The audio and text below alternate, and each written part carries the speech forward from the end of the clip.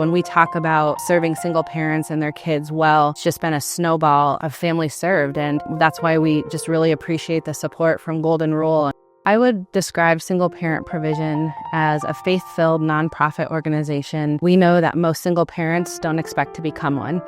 You don't dream of that as a child and long for that to be a reality. But we know that even within the state of Iowa, 30% of children are raised in a single-parent home. And we're there for that initial impact. What we really appreciated about Golden Rule was just the heart to support where there was greatest need.